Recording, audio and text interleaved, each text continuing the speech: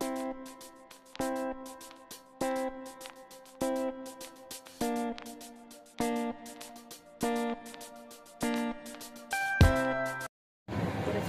Everyone, আবার একটা আজকে নতুন রেসিপি নিয়ে চলে এসেছি। খুব সুস্বাদু অন্যরকম একটা পনিরের আইটেম। তো দেখো, ফার্স্টে আমি কড়াটা গরম করে নিয়েছি, তারপরে দিলাম 1 চামচি মতন ঘি। ঘিটা হালকা গরম হয়ে যাওয়ার পরে আমি অ্যাড করব পনির মধ্যে দেখো আমি নুন অ্যাড করে রেখেছি। এবার ঘিটা যখন হালকা গরম হয়ে যাবে, বেশি গরম যেন না হয়, যাতে পুড়ে না যায় ঘি খুব তাড়াতাড়ি পুড়ে যায়, তো যাতে পুড়ে না যায় সেটা খেয়াল রাখতে হবে। তারপরে দেখো নুন দিয়ে আমি পনিরটা ম্যারিনেশন করেছিলাম, সেটা আমি অ্যাড করলাম।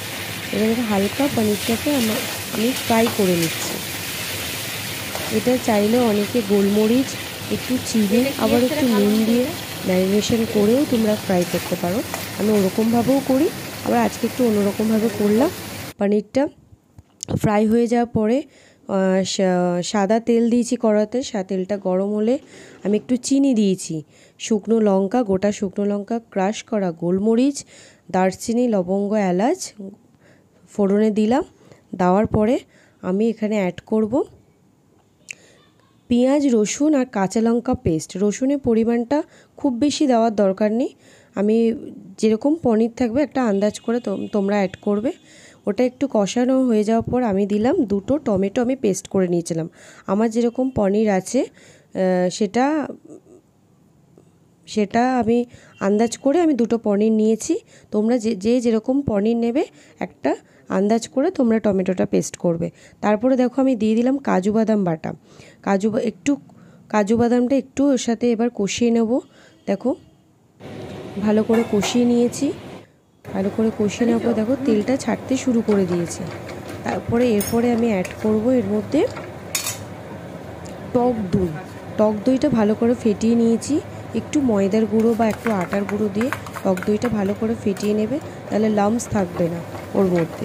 তো ওই ভালো করে ফেটিয়ে নেওয়ার পর দেখো ওর সাথে আমি ভালো করে কষিয়ে নিচ্ছি মশলাটার সাথে। যত কষাবে তত সুন্দর হবে। আর এই জিনিসটা বেশি ঝোল হয় না, এটা একটু গ্রেভি হবে এটা। তো দেখো আস্তে আস্তে কালারটাও চেঞ্জ হতে থাকছে এবং তেলটা ছাড়তে শুরু করছে। তারপর আমি মশলাটা অ্যাড করছি 1 চামচি ধনে গুঁড়ো, রেড চিলি পাউডার আর হলুদ। এই মশলাটা আমি অ্যাড করছি। এর মধ্যে অল্প করে একটু ওই টক দই রেখেছিলাম যে বাটিতে, সেটারই ধুয়ে জলটা দিচ্ছি। এগুলো করলে আরও তরকারির টেস্টটা আরও বেড়ে যায়। তো এই জলটা আমি দিলাম, দিয়ে ভালো করে আবারও কষাবো। দেখো কালারটা আস্তে আস্তে চেঞ্জ হতে থাকছে, তোমরা দেখতে পাচ্ছ যে কালারটা আস্তে আস্তে চেঞ্জ হচ্ছে। এবার আমি অ্যাড করব হচ্ছে সল্ট। যে যার মতো স্বাদ অনুযায়ী সল্টটা অ্যাড করবে। এটা খুব বেশি ঝাল হবে না, কেউ যদি ঝাল পছন্দ করে তার আন্দাজ মতন দেবে। আমি একটা কাঁচা লঙ্কা দিয়ে পেস্ট করেছি, আর দিচ্ছি স্বাদ মতন চিনি। একটু মিষ্টি মিষ্টি খেতে হবে, যেহেতু রুটি, লুচি, পরোটার সাথে তোমরা এটা খেতে পারবে, সেই মিষ্টি মিষ্টি হবে। তারপর দেখো পুরো কষানো হয়ে যাওয়ার পর তেল ছেড়ে দিয়েছে। এবার আমি ফ্রাই করা পনিরটা দিয়ে দেবো। পনিরটা দেখো আমি বেশি ফ্রাই করি না, একদম হালকা ফ্রাই করেছি, ঘিয়ে ফ্লেভারটাও আসবে। দেওয়ার পরে দেখো আবারও একইভাবে আবারও কষিয়ে নিচ্ছি। এবার আমি এর মধ্যে অ্যাড করব জল। কেউ উষ্ণ গরম জলও অ্যাড করতে পারো, তো হালকা উষ্ণ গরম জলও অ্যাড করতে পারো। আমি এখানে হালকা উষ্ণ গরম জল অ্যাড করলাম। এরপর বেশি জল দেওয়ার দরকার নেই, অল্প জল দিলেই হবে। এটা যেহেতু রুটির সাথে খাবে সেই জন্য।